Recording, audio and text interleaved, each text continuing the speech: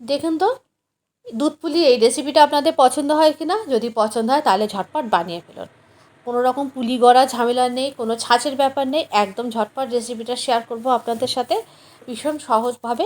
আর সুজির এই রেসিপিটা একদম বানালে হবে নরম তুলতুলে। তাহলে চলুন দেরি না করে আপনাদের সাথে রেসিপিটা শেয়ার করে ফেলি। নমস্কার, আমি অন্তরা। আপনাদের চ্যানেল অন্তরা কুকিং চ্যানেলে আপনাদের সবাইকে জানাই অনেক অনেক স্বাগত। এই দুধ পুলিটা বানানোর জন্য আমি এখানে 1 কাপ, এই যে কাপটা নিয়েছি এই কাপটার মাপ করে 1 কাপ সুজি নিয়েছি। এই 1 কাপ সুজি নিয়েছি, আর এই 1 কাপ সুজির থেকে হাফ কাপ মতো নিয়েছি চিনি। সুজি আর চিনিটাকে খুব ভালো করে আগে মিক্সি জারের মধ্যে দিয়ে খুব ভালো করে মিক্সারে ব্লেন্ড করে নেব। দেখুন এই একটা কাপের মাপ করে নেবেন। এই মেজারমেন্টটা ঠিকঠাক থাকলে একদম পুলি হবে নরম তুলতুলে। প্রথমে সুজি আর চিনিটাকে খুব ভালো করে একটু ব্লেন্ড করে নিয়েছে, ড্রাই ব্লেন্ড করে নিয়েছে। করে নেওয়ার পর এরপরে অন্যান্য উপকরণগুলো এক এক করে মেশাবো। একটা বড় মিক্সিং বোল নিয়ে নিয়েছি, তার মধ্যে সুজি আর চিনির গুঁড়োটাকে প্রথমে নিয়ে নিলাম।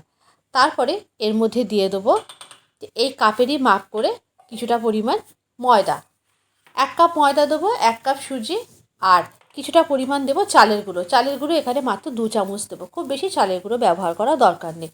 এটা বাজারে কেনা চালের গুঁড়ো আমি দিয়েছি, আপনারা চাইলে ঘরে চাল গুঁড়ো করেও নিতে পারেন, যেটা আপনাদের সুবিধা হবে। দেখুন 1 কাপ ময়দাও নিয়ে নিলাম, আর তারপরে নিয়ে নেব 2 চামচ চালের গুঁড়ো।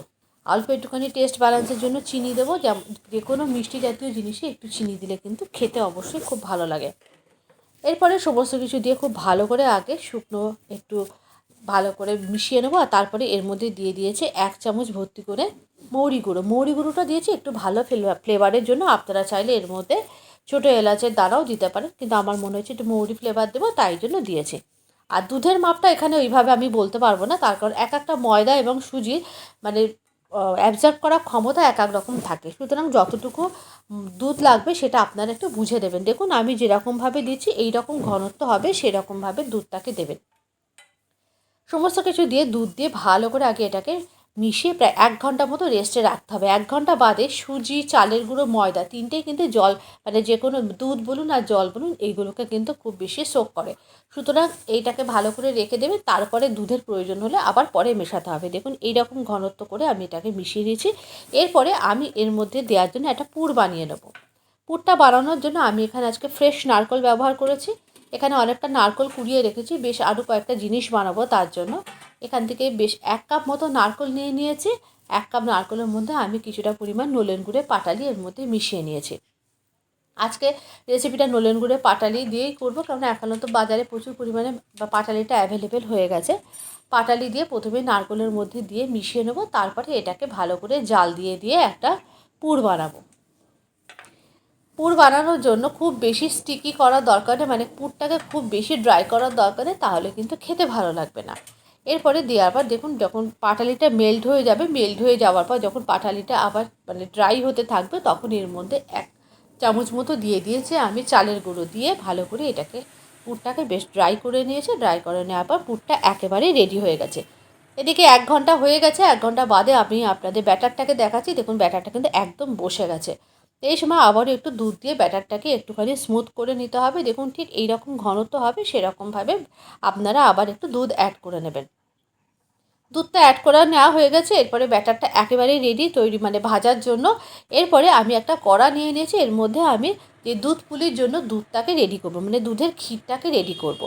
ক্ষীরটা রেডি করার জন্য আমি এখানে 1 প্যাকেট দুধ নিয়েছি, 500 দুধ নিয়ে নিচ্ছি। আর 500 দুধের মধ্যে অল্প একটু জল দিয়েছে। আর দিয়ে দিয়েছি 3 চামচ মতো গুঁড়ো দুধ। অবশ্যই গুঁড়ো দুধ দেবেন, খেতে ভালো লাগবে। আর একটু দিয়ে দিয়েছি এলাচ থেতো করে, আর একটা তেজপাতাও আমি কুচি করে কেটে দিয়েছি। তেজপাতাটা পরে অবশ্য তুলে নেব।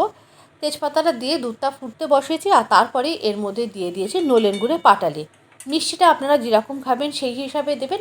পায়েস আগের বারে যে পুলিটা বানিয়েছিলাম তাতে কিন্তু আমি একটুখানি গোবিন্দভোগ চাল দিয়ে পায়েস পুলি করেছিলাম, আর এইবারে করলাম দুধ পুলি।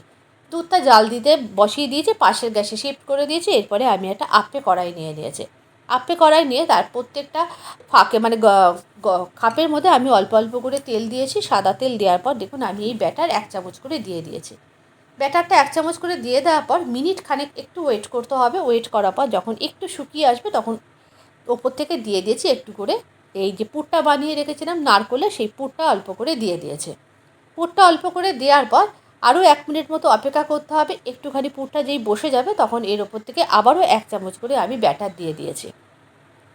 প্রত্যেকটা পুলি হবে কিন্তু একেবারে পুরে ঠাসা, আর খেতে কিন্তু ভীষণভাবে সুন্দর হবে। এইভাবে কিন্তু আপনারা মানে ভাপা পিঠে, আমরা তো ভাপা পিঠে বানাই ভাপিয়ে, তো এইভাবে কিন্তু এই ভাজা পিঠেটাও আপনারা কিন্তু শুধু শুধু খেতে পারেন। আমি কিন্তু দুধের মধ্যে দিয়ে দেখাচ্ছি, আপনারা চাইলে দুধে না দিয়ে শুধু মুখেও খেতে পারেন। খেতে কিন্তু ভীষণ ভালো লাগবে একটু ঝোলা গুড় দিয়ে।